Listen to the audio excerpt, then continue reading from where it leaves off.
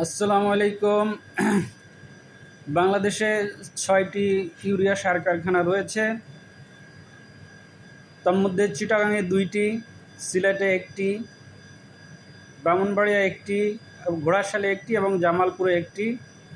এই ৬টি সার কারখানা মাধ্যমে বাংলাদেশে প্রতি বছর ২৭ লক্ষ মেট্রিক টন সারের চাহিদা রয়েছে। এই চাহিদার পুরোপুরি সার এই ৬টি কারখানা থেকে তৈরি করা সম্ভব হয় না। সর্বোচ্চ ১৭-১৮ লক্ষ মেট্রিক টন সার উৎপাদন করা সম্ভব হয় দেশের অভ্যন্তরে। বাকি সার বিদেশ থেকে আমদানি করা হয়।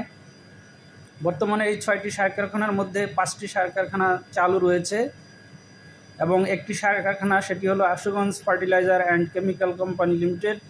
এই সার কারখানাটি বর্তমানে বন্ধ রয়েছে গ্যাস সরবরাহ বন্ধ থাকার কারণে।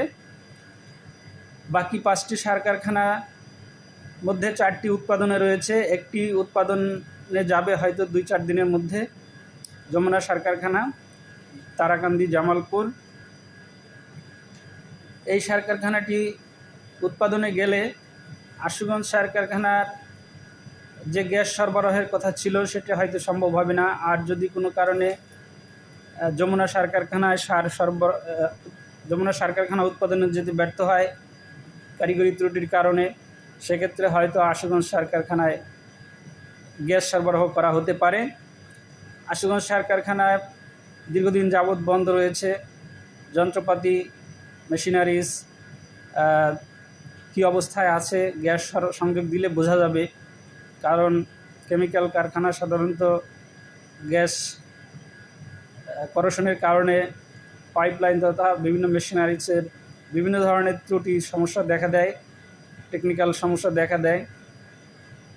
তো আমরা আশা করছি আমরা গ্যাস পাবো আশুগঞ্জ ফার্টিলাইজার, এবং খুব ভালোভাবে আমরা এই কারখানা চালাতে পারবো এবং দেশের যে সারের চাহিদা রয়েছে সেই চাহিদা পূরণে আমরা অংশগ্রহণ করতে পারবো।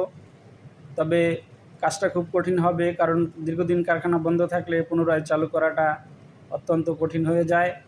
বিশেষ করে এই কারখানাটি দীর্ঘদিনের পুরনো, প্রায় ৪১ বছর যাবত এই সার কারখানা চালু আছে। মেশিনারিজ পুরাতন হয়েছে এবং অভ্যন্তরীণ আরও নানাবিধ সমস্যা রয়েছে। এই সমস্যাগুলোকে উপেক্ষা করে আমরা উৎপাদনে যেতে চাই, আমরা গ্যাস চাই, গ্যাস সংযোগ চাই। আশা করি কর্তৃপক্ষ, বাংলাদেশ সরকার, Bangladesh chemical industries corporation, BCIC, শিল্প মন্ত্রণালয় সবাই এই কারখানার প্রতি সদয় হবেন এবং যথাসময়ে গ্যাস সরবরাহ করবেন, এই আশাবাদ ব্যক্ত করি। আসসালামু আলাইকুম।